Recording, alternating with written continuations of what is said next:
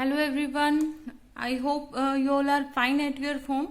सो बच्चों, आज का जो हमारा टॉपिक है वो है ionization energy of hydrogen atom. Hydrogen atom की आयनाइजेशन एनर्जी जो बोहर ने ही एक्सप्लेन की थी, और हाइड्रोजन एटम के साथ हाइड्रोजन लाइक आयंस के बारे की जो एनर्जी है वो भी हम फाइंड आउट करेंगे। सबसे पहला तो क्वेश्चन आता है कि what do you mean by ionisation energy.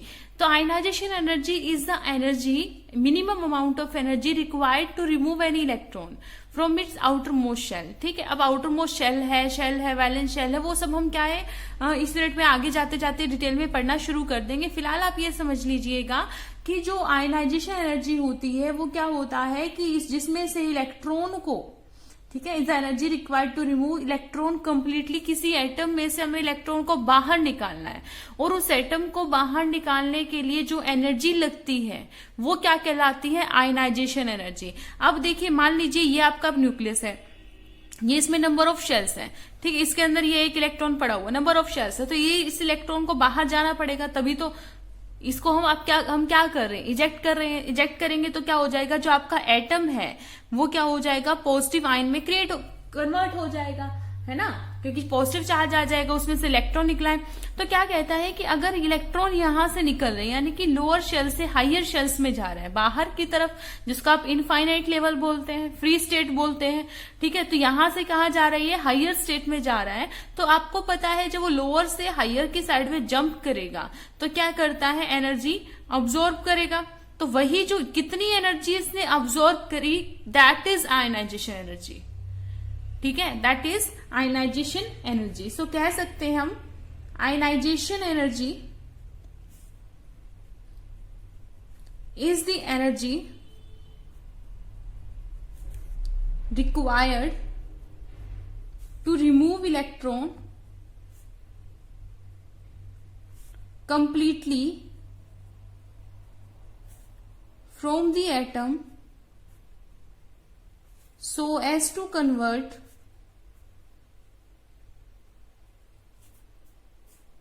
it to a positive ion।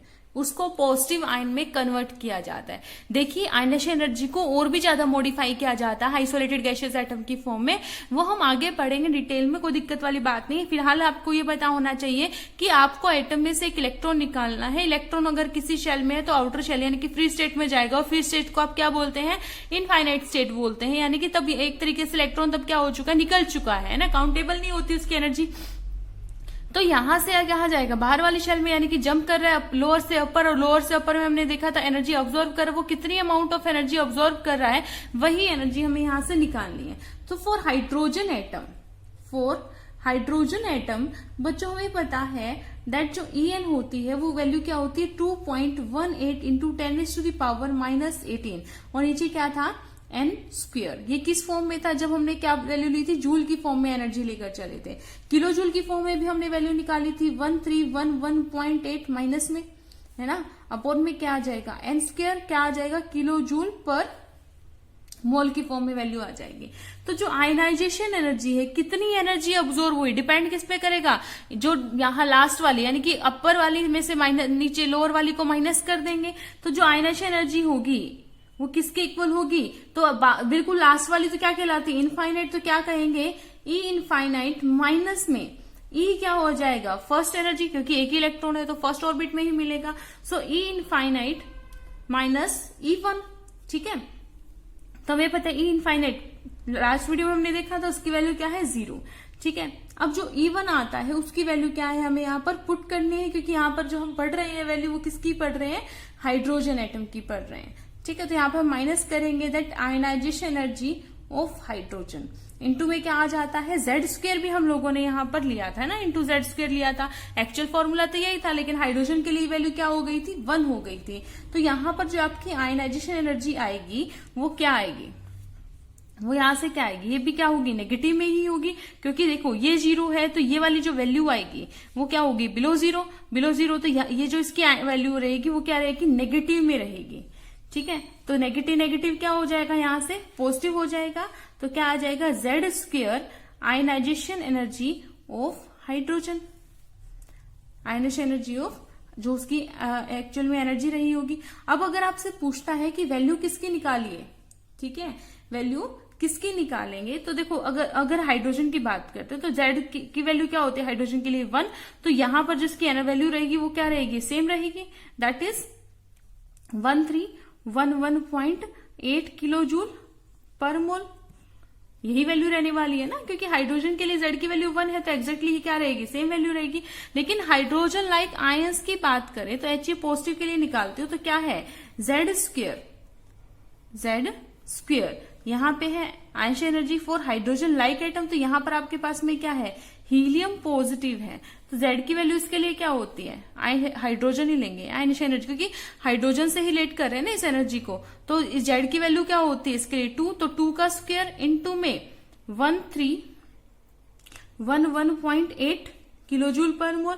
तो जब ये 4 आ जाएगा इसको मल्टीप्लाई करेंगे तो आएगा 5247.2 किलोजूल पर मोल।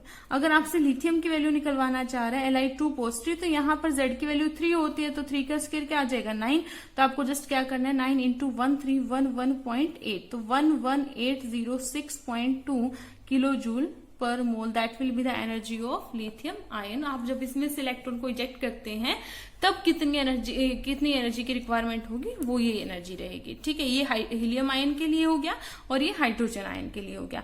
इस पर बेस्ट कुछ न्यूमेरिकल कर लेते हैं जो हमने लास्ट वीडियो में चीजें देखी थी, ठीक है। यानी कि यहाँ पर हम आयनिश एनर्जी वगैरह निकालना सीखेंगे, तो उससे रिलेटेड और जो लास्ट वीडियो था उससे रिलेटेड एक आधे न्यूमेरिकल हम लोग देख लेते हैं इधर। तो देखिए यहाँ पर हमारा क्या है, फर्स्ट क्वेश्चन है, कहता है calculate the energy associated with the first orbit of helium ion. Helium ion के फर्स्ट ऑर्बिट के लिए एनर्जी बतानी है हमें, ठीक है। व्हाट, और साथ में एक और क्वेश्चन पूछ लिया, what is the radius of this orbit. तो इस रेडियस की इस ऑर्बिट की क्या है, रेडियस भी क्या रहेगी। तो हमें पता है कि जो एनर्जी है, energy of electron in nth orbit, तो किसी भी nth ऑर्बिट में क्या था, हम लोगों ने एनर्जी निकालनी सीखी थी, तो जो वैल्यू थी वो क्या थी 2.18 into 10⁻⁻18 Z square upon n square.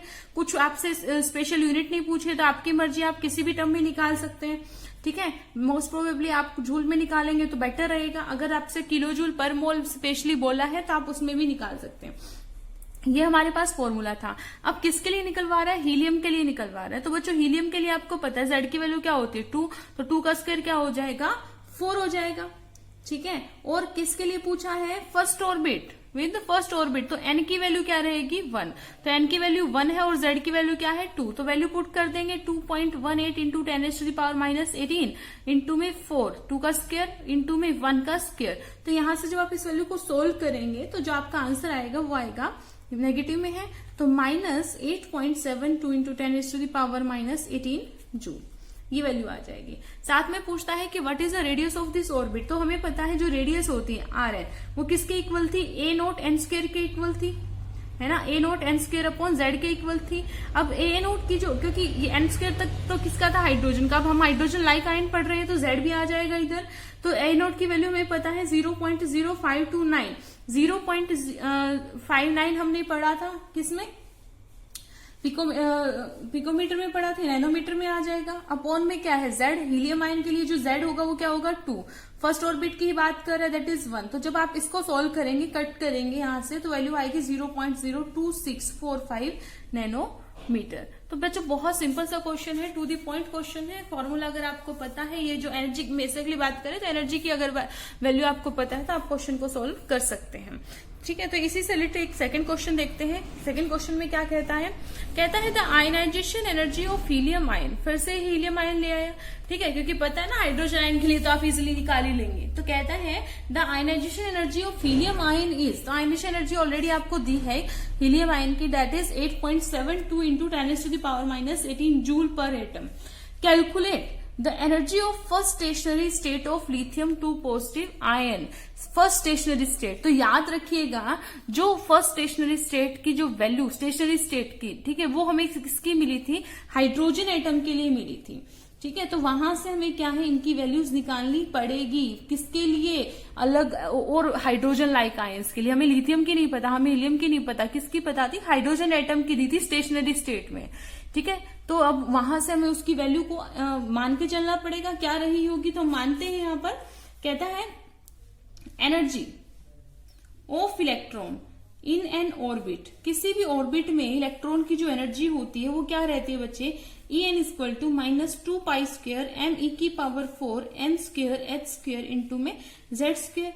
ठीक है, अब हमें नहीं पता ना, जो बोहर था उन्होंने क्या बताया था, सिर्फ और सिर्फ हमें हाइड्रोजन एटम के बारे में हाइड्रोजन एटम के स्टेशनरी स्टेट में ये वैल्यू हमें सोल्व करके बताई थी। तो लेट से हम यहाँ पर इसको क्या कह देते हैं, कांस्टेंट मान लेते हैं के। तो ये क्या हो जाएगा -k, माइनस का साइन ऑलरेडी है तो z² अपॉन में n²। ठीक है, अगर मुझे k की वैल्यू पता चल जाती है तो लिथियम के लिए ऑलरेडी निकाल सकते हैं। तो k क्या है, कांस्टेंट है, और इस k की वैल्यू क्या है, 2π² m e⁴ अपॉन में h²। ये क्या है, आपका k है।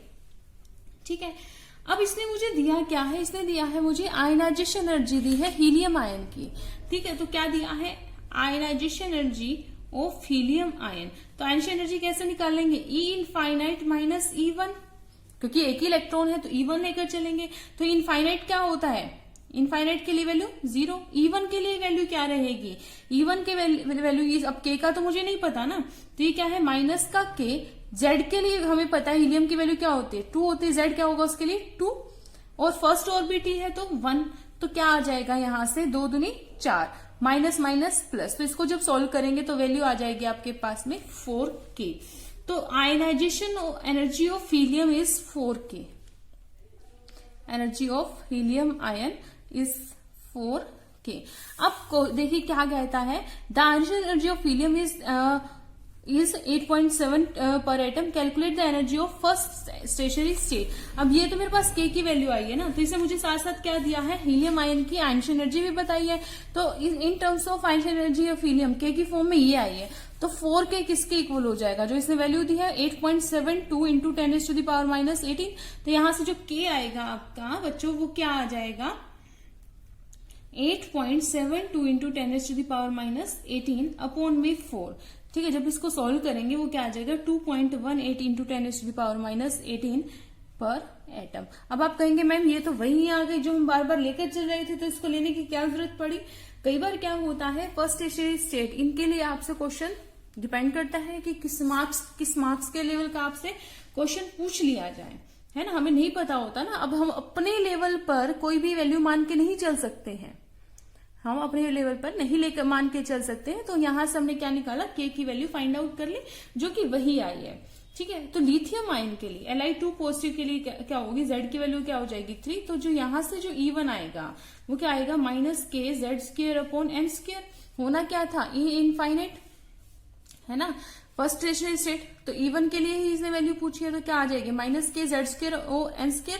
तो वैल्यू पुट कर दीजिए, क्या आ जाएगी 2.18 इंटू 10⁻⁻18, 3 का स्क्वायर अपॉन n का स्क्वायर। तो वैल्यू आ जाएगी -19.62 इंटू 10⁻⁻18 जूल पर एटम।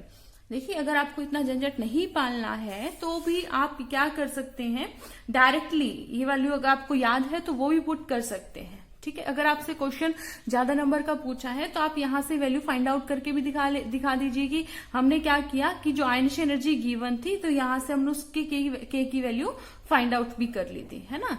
वो तो हमें क्या किसने बताई थी, हमें ऑलरेडी, देखो ऑलरेडी लर्न है तो बेटर है, और अगर नहीं है तो यहां से भी आप क्या कर सकते हैं, के की वैल्यू फाइंड आउट कर सकते हैं। ठीक है, अच्छा, उसके बाद में थर्ड क्वेश्चन देखते हैं।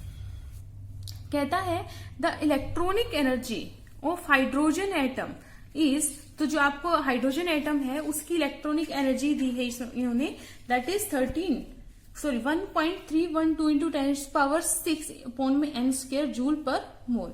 ठीक है, क्या क्या पूछ रहा है, calculate first excitation energy of electron in the hydrogen atom.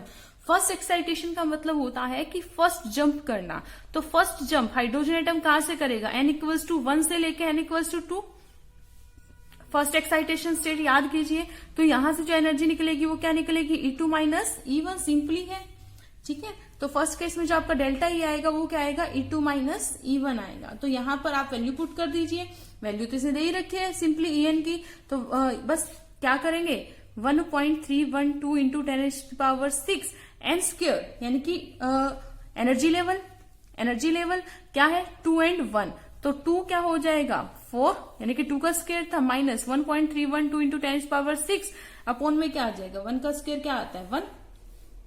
तो जब इस आप पूरे मामले को सॉल्व करेंगे then you will get answer 9.84 into 10⁻5 joule per mole. तो ये आपका आंसर आ जाएगा इसके लिए चेंज इन एनर्जी। देखिए सेकंड केस में क्या पूछता है ionization energy of hydrogen atom. तो हाइड्रोजन एटम की आयनाइजेशन एनर्जी पूछता है। तो आयनाइजेशन एनर्जी आपको पता ही है क्या होगा ई इनफाइनाइट और फर्स्ट ऑर्बिट में इलेक्ट्रॉन होगा तो इनफाइनाइट क्या होगा 0 और E1 की वैल्यू आपको पता ही है। अब यहाँ पर आपने जूल पर मोल में निकाला है तो यहाँ से भी आप जूल पर मोल में निकालेंगे तो जूल पर मोल में क्या हो जाएगा माइनस 1.312 इंटू 10⁻6। ठीक है, बाकी आपके पास में किलो जूल पर मोल था उसको जूल में भी कन्वर्ट कर सकते हैं ना आप लोग। तो आंसर क्या आ जाएगा 1.312 इंटू 10⁻6 जूल पर मोल। तो बहुत सिंपल क्वेश्चन है। आई होप आपको समझ में आया होगा। सो बच्चों तब तक आप जितनी ज्यादा न्यूमेरिकल हो सके उनकी प्रैक्टिस कीजिए। कंसेप्ट बहुत इजी है। So keep studying, take care of yourself. Thank you so much.